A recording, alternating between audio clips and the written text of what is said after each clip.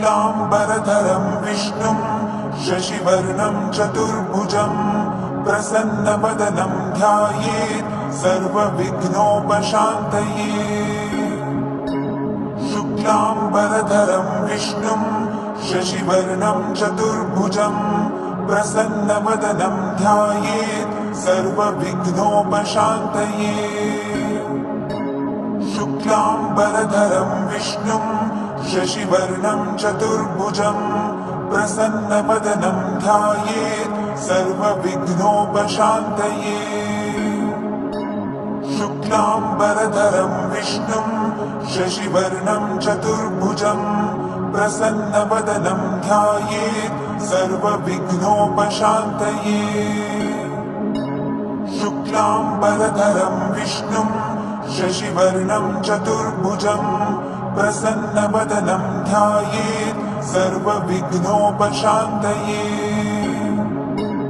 शुक्लाम्बरधरं विष्णुं शशिवर्णं चतुर्भुजं प्रसन्नवदनं ध्यायेत् सर्वविघ्नोपशान्तये। शुक्लाम्बरधरं विष्णुं शशिवर्णं चतुर्भुजं प्रसन्नवदनं ध्यायेत् सर्वविघ्नोपशान्तये। शुक्लाम्बरधरं विष्णुं शशिवर्णं चतुर्भुजं प्रसन्नवदनं ध्यायेत् सर्वविघ्नोपशान्तये। शुक्लाम्बरधरं विष्णुं शशिवर्णं चतुर्भुजं प्रसन्नवदनं ध्यायेत् सर्वविघ्नोपशान्तये। शुक्लाम्बरधरं विष्णुं शशिवर्णं चतुर्भुजं प्रसन्नवदनं ध्यायेत् सर्वविघ्नोपशान्तये। शुक्लाम्बरधरं विष्णुं शशिवर्णं चतुर्भुजं प्रसन्नवदनं ध्यायेत् सर्वविघ्नोपशान्तये। शुक्लाम्बरधरं विष्णुं शशिवर्णं चतुर्भुजं प्रसन्नवदनं ध्यायेत् सर्वविघ्नोपशान्तये। शुक्लाम्बरधरं विष्णुं शशिवर्णं चतुर्भुजं प्रसन्नवदनं ध्यायेत् सर्वविघ्नोपशान्तये। शुक्लाम्बरधरं विष्णुं शशिवर्णं चतुर्भुजं प्रसन्नवदनं ध्यायेत् सर्वविघ्नोपशान्तये। शुक्लाम्बरधरं विष्णुं शशिवर्णं चतुर्भुजं प्रसन्नवदनं ध्यायेत् सर्वविघ्नोपशान्तये। शुक्लाम्बरधरं विष्णुं शशिवर्णं चतुर्भुजं प्रसन्नवदनं ध्यायेत् सर्वविघ्नोपशान्तये। शुक्लाम्बरधरं विष्णुं शशिवर्णं चतुर्भुजं प्रसन्नवदनं ध्यायेत् सर्वविघ्नोपशान्तये। शुक्लाम्बरधरं विष्णुं शशिवर्णं चतुर्भुजं प्रसन्नवदनं ध्यायेत् सर्वविघ्नोपशान्तये। शुक्लाम्बरधरं विष्णुं शशिवर्णं चतुर्भुजं प्रसन्नवदनं ध्यायेत् सर्वविघ्नोपशान्तये। शुक्लाम्बरधरं विष्णुं शशिवर्णं चतुर्भुजं प्रसन्नवदनं ध्यायेत् सर्वविघ्नोपशान्तये। शुक्लाम्बरधरं विष्णुं शशिवर्णं चतुर्भुजं प्रसन्नवदनं ध्यायेत् सर्वविघ्नोपशान्तये। शुक्लाम्बरधरं विष्णुं शशिवर्णं चतुर्भुजं प्रसन्नवदनं ध्यायेत् सर्वविघ्नोपशान्तये। शुक्लाम्बरधरं विष्णुं शशिवर्णं चतुर्भुजं प्रसन्नवदनं ध्यायेत् सर्वविघ्नोपशान्तये। शुक्लाम्बरधरं विष्णुं शशिवर्णं चतुर्भुजं प्रसन्नवदनं ध्यायेत् सर्वविघ्नोपशान्तये। शुक्लाम्बरधरं विष्णुं शशिवर्णं चतुर्भुजं प्रसन्नवदनं ध्यायेत् सर्वविघ्नोपशान्तये। शुक्लाम्बरधरं विष्णुं शशिवर्णं चतुर्भुजं प्रसन्नवदनं ध्यायेत् सर्वविघ्नोपशान्तये। शुक्लाम्बरधरं विष्णुं शशिवर्णं चतुर्भुजं प्रसन्नवदनं ध्यायेत् सर्वविघ्नोपशान्तये। शुक्लाम्बरधरं विष्णुं शशिवर्णं चतुर्भुजं प्रसन्नवदनं ध्यायेत् सर्वविघ्नोपशान्तये। शुक्लाम्बरधरं विष्णुं शशिवर्णं चतुर्भुजं प्रसन्नवदनं ध्यायेत् सर्वविघ्नोपशान्तये। शुक्लाम्बरधरं विष्णुं शशिवर्णं चतुर्भुजं प्रसन्नवदनं ध्यायेत् सर्वविघ्नोपशान्तये। शुक्लाम्बरधरं विष्णुं शशिवर्णं चतुर्भुजं प्रसन्नवदनं ध्यायेत् सर्वविघ्नोपशान्तये। शुक्लाम्बरधरं विष्णुं शशिवर्णं चतुर्भुजं प्रसन्नवदनं ध्यायेत् सर्वविघ्नोपशान्तये। शुक्लाम्बरधरं विष्णुं शशिवर्णं चतुर्भुजं प्रसन्नवदनं ध्यायेत् सर्वविघ्नोपशान्तये। शुक्लाम्बरधरं विष्णुं शशिवर्णं चतुर्भुजं प्रसन्नवदनं ध्यायेत् सर्वविघ्नोपशान्तये।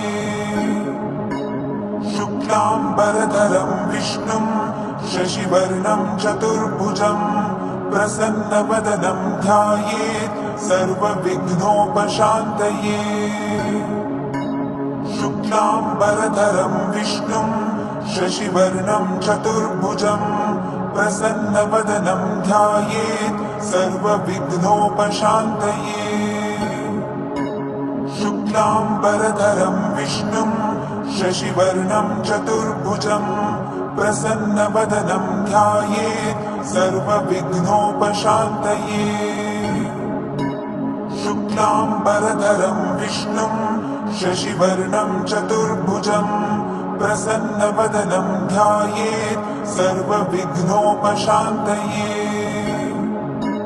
शुक्लाम्बरधरं विष्णुं शशिवर्णं चतुर्भुजं प्रसन्नवदनं ध्यायेत् सर्वविघ्नोपशान्तये।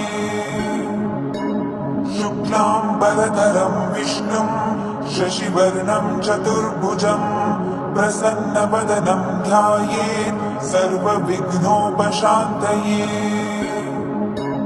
शुक्लाम्बरधरं विष्णुं शशिवर्णं चतुर्भुजं प्रसन्नवदनं ध्यायेत् सर्वविघ्नोपशान्तये।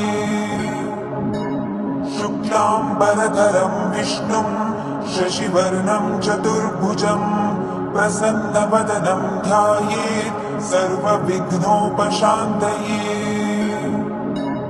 शुक्लाम्बरधरं विष्णुं शशिवर्णं चतुर्भुजं प्रसन्नवदनं ध्यायेत् सर्वविघ्नोपशान्तये।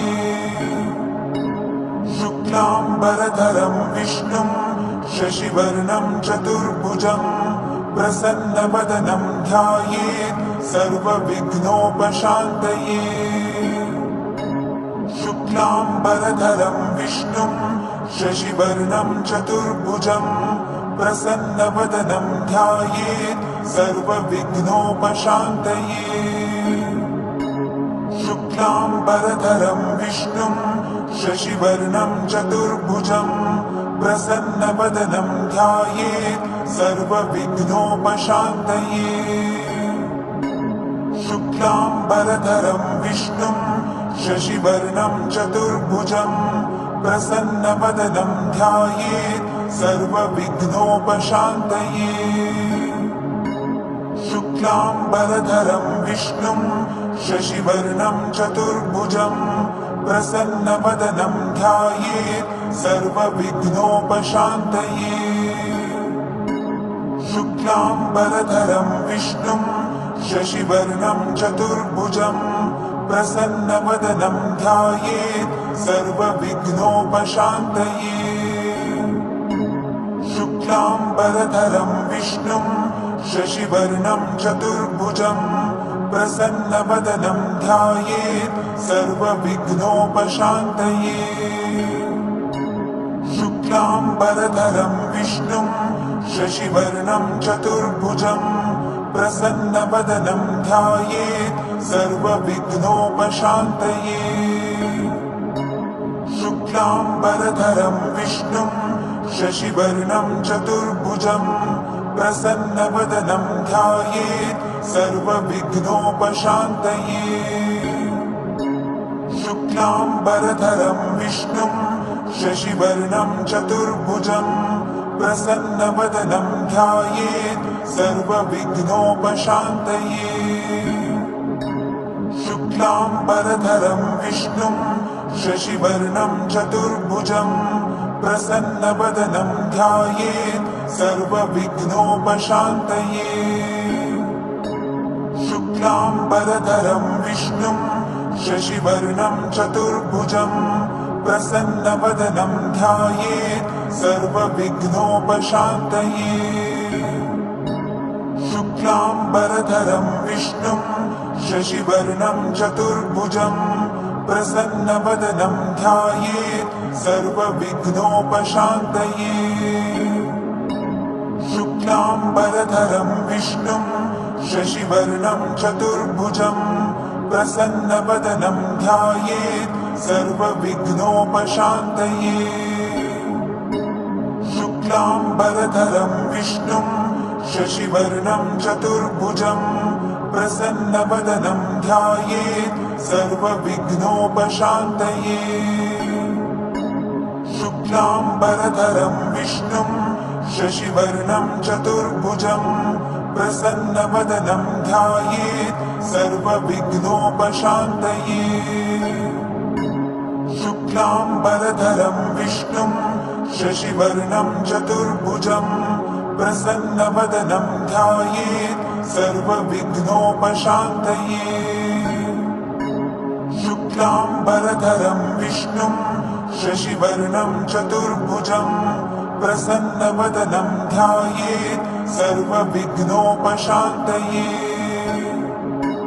शुक्लाम्बरधरं विष्णुं शशिवर्णं चतुर्भुजं प्रसन्नवदनं ध्यायेत् सर्वविघ्नोपशान्तये शुक्लाम्बरधरं विष्णुं शशिवर्णं चतुर्भुजं प्रसन्नवदनं ध्यायेत् सर्वविघ्नोपशान्तये शुक्लाम्बरधरं विष्णुं शशिवर्णं चतुर्भुजं प्रसन्नवदनं ध्यायेत् सर्वविघ्नोपशान्तये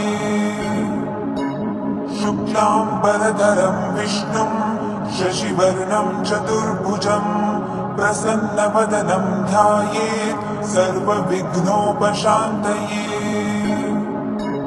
शुक्लाम्बरधरं विष्णुं शशिवर्णं चतुर्भुजं प्रसन्नवदनं ध्यायेत् सर्वविघ्नोपशान्तये शुक्लाम्बरधरं विष्णुं शशिवर्णं चतुर्भुजं प्रसन्नवदनं ध्यायेत् सर्वविघ्नोपशान्तये शुक्लाम्बरधरं विष्णुं शशिवर्णं चतुर्भुजं प्रसन्नवदनं ध्यायेत् सर्वविघ्नोपशान्तये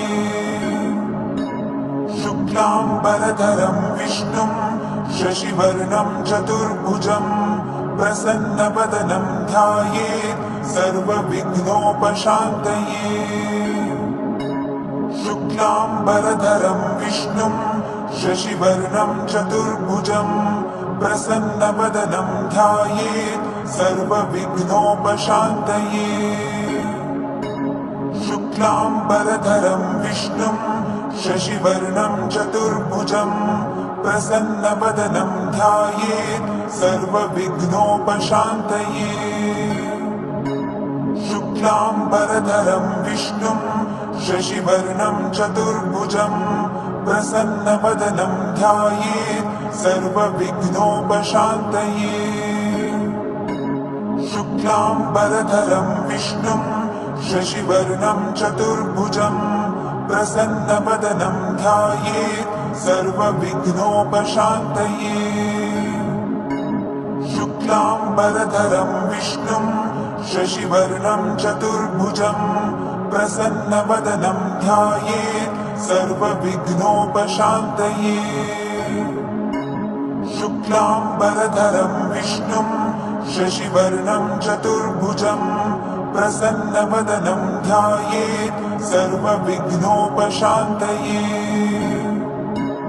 शुक्लाम्बरधरं विष्णुं शशिवर्णं चतुर्भुजं प्रसन्नवदनं ध्यायेत् सर्वविघ्नोपशान्तये। शुक्लाम्बरधरं विष्णुं शशिवर्णं चतुर्भुजं प्रसन्नवदनं ध्यायेत् सर्वविघ्नोपशान्तये। शुक्लाम्बरधरं विष्णुं शशिवर्णं चतुर्भुजं प्रसन्नवदनं ध्यायेत् सर्वविघ्नोपशान्तये। शुक्लाम्बरधरं विष्णुं शशिवर्णं चतुर्भुजं प्रसन्नवदनं ध्यायेत् सर्वविघ्नोपशान्तये। शुक्लाम्बरधरं विष्णुं शशिवर्णं चतुर्भुजं प्रसन्नवदनं ध्यायेत् सर्वविघ्नोपशान्तये। शुक्लाम्बरधरं विष्णुं शशिवर्णं चतुर्भुजं प्रसन्नवदनं ध्यायेत् सर्वविघ्नोपशान्तये। शुक्लाम्बरधरं विष्णुं शशिवर्णं चतुर्भुजं प्रसन्नवदनं ध्यायेत् सर्वविघ्नोपशान्तये। शुक्लाम्बरधरं विष्णुं शशिवर्णं चतुर्भुजं प्रसन्नवदनं ध्यायेत् सर्वविघ्नोपशान्तये। शुक्लाम्बरधरं विष्णुं शशिवर्णं चतुर्भुजं प्रसन्नवदनं ध्यायेत् सर्वविघ्नोपशान्तये। शुक्लाम्बरधरं विष्णुं शशिवर्णं चतुर्भुजं प्रसन्नवदनं ध्यायेत् सर्वविघ्नोपशान्तये। शुक्लाम्बरधरं विष्णुं शशिवर्णं चतुर्भुजं प्रसन्नवदनं ध्यायेत् सर्वविघ्नोपशान्तये। शुक्लाम्बरधरं विष्णुं शशिवर्णं चतुर्भुजं प्रसन्नवदनं ध्यायेत् सर्वविघ्नोपशान्तये। शुक्लाम्बरधरं विष्णुं शशिवर्णं चतुर्भुजं प्रसन्नवदनं ध्यायेत् सर्वविघ्नोपशान्तये। शुक्लाम्बरधरं विष्णुं शशिवर्णं चतुर्भुजं प्रसन्नवदनं ध्यायेत् सर्वविघ्नोपशान्तये। शुक्लाम्बरधरं विष्णुं शशिवर्णं चतुर्भुजं प्रसन्नवदनं ध्यायेत् सर्वविघ्नोपशान्तये। शुक्लाम्बरधरं विष्णुं शशिवर्णं चतुर्भुजं प्रसन्नवदनं ध्यायेत् सर्वविघ्नोपशान्तये। शुक्लाम्बरधरं विष्णुं शशिवर्णं चतुर्भुजं प्रसन्नवदनं ध्यायेत् सर्वविघ्नोपशान्तये। शुक्लाम्बरधरं विष्णुं शशिवर्णं चतुर्भुजं प्रसन्नवदनं ध्यायेत् सर्वविघ्नोपशान्तये शुक्लाम्बरधरं विष्णुं शशिवर्णं चतुर्भुजं प्रसन्नवदनं ध्यायेत् सर्वविघ्नोपशान्तये शुक्लाम्बरधरं विष्णुं शशिवर्णं चतुर्भुजं प्रसन्नवदनं ध्यायेत् सर्वविघ्नोपशान्तये शुक्लाम्बरधरं विष्णुं शशिवर्णं चतुर्भुजं प्रसन्नवदनं ध्यायेत् सर्वविघ्नोपशान्तये शुक्लाम्बरधरं विष्णुं शशिवर्णं चतुर्भुजं प्रसन्नवदनं ध्यायेत् सर्वविघ्नोपशान्तये शुक्लाम्बरधरं विष्णुं शशिवर्णं चतुर्भुजं प्रसन्नवदनं ध्यायेत् सर्वविघ्नोपशान्तये शुक्लाम्बरधरं विष्णुं शशिवर्णं चतुर्भुजं प्रसन्नवदनं ध्यायेत् सर्वविघ्नोपशान्तये शुक्लाम्बरधरं विष्णुं शशिवर्णं चतुर्भुजं प्रसन्नवदनं ध्यायेत् सर्वविघ्नोपशान्तये शुक्लाम्बरधरं विष्णुं शशिवर्णं चतुर्भुजं प्रसन्नवदनं ध्यायेत् सर्वविघ्नोपशान्तये शुक्लाम्बरधरं विष्णुं शशिवर्णं चतुर्भुजं प्रसन्नवदनं ध्यायेत् सर्वविघ्नोपशान्तये शुक्लाम्बरधरं विष्णुं शशिवर्णं चतुर्भुजं प्रसन्नवदनं ध्यायेत् सर्वविघ्नोपशान्तये शुक्लाम्बरधरं विष्णुं शशिवर्णं चतुर्भुजं प्रसन्नवदनं ध्यायेत् सर्वविघ्नोपशान्तये शुक्लाम्बरधरं विष्णुं शशिवर्णं चतुर्भुजं प्रसन्नवदनं ध्यायेत् सर्वविघ्नोपशान्तये